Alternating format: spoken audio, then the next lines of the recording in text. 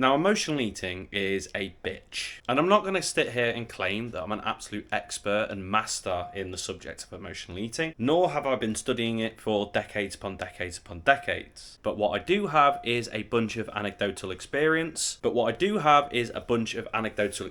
Of helping people with something similar, as well as a bunch of empirical research which I've done on the side to furthermore help my ability to help people with it. And because of this reason, I think that I feel quite obliged to share with you what I've learned about emotional eating and also a couple of tips on how to help people navigate around it. So if you do feel like you emotionally eat, then this video might well help you out. So the first thing that I've realised about emotional eating is that people tend to emotionally eat if they need a dopamine fix, or if they need just something to make them feel better about a certain situation. So for example, a shit day at work, they'll probably turn to a packet of biscuits. A fight with their partner, they'll probably turn to some Ben and Jerry's. This act is literally just trying to get a little bit of a dopamine fix and a little bit of a serotonin hit to an otherwise shit situation. And the reason as to why people turn to food is because it's a very simple, very quick way to get it. People who smoke cigarettes tend not to emotionally eat as much as somebody that doesn't, and this is because their way of dealing with their emotions, their vice, their way of getting a serotonin hit is by going for a cigarette. This is also why when people stop smoking, they tend to put on weight, because they have no other way of dealing with a stressful or otherwise shit situation other than turn into something as quick and as simple as just going out for a cigarette, i.e.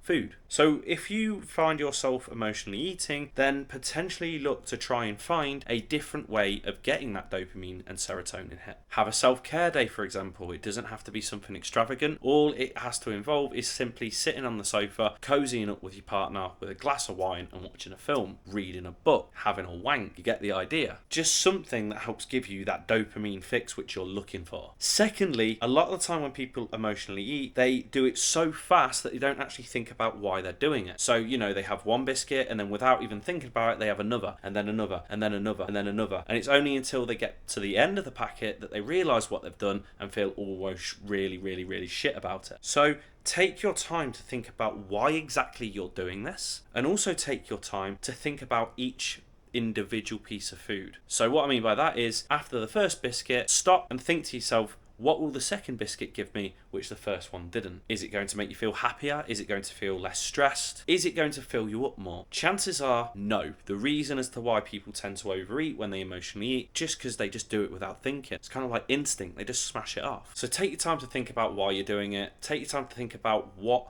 the second or third or fourth biscuit is going to give you that the first one won't, and hopefully that will make you realise that you are making a bit of a rash decision, and it will actually start making you think about the foods that you're eating. And finally, another reason as to what I've found as to why people emotionally eat is because they get mixed up between happiness and pleasure. So pleasure is very, very short term. It's very, very physical. It's very, very visceral. You can get pleasure from going out on the piss. You can get pleasure from going out on the piss. You can get pleasure from having sex. Happiness, on the other hand, is very, very long term. It's very, very emotional. It's very, very ethereal. You can get happiness from owning a dog and playing fetch with it every single day, or watching a heartwarming interaction between a grandparent and a granddaughter in the middle of the street. Just something very, very emotional and very, very ethereal about it. Now, people turn to food because they think that it's going to make them happy, when in actual fact, it's actually only going to help with their pleasure. So this kind of stems on the first point, in that you need to find something else which gives you pleasure, and instead stop turning to food, because food is just going to wreck your happiness. Or on the other hand, try and instead do things which improve your happiness rather than improve your pleasure. For example, going for a walk in the sun, getting the sun on your skin, going for a trip away with your friends, going to see loved ones. Things which are just very, very happiness induced rather than things which are very, very pleasure induced. Because the thing about pleasure is, a lot of the time, not all of the time, but a lot of the time, they will accumulate to actually impact our long-term happiness. For example,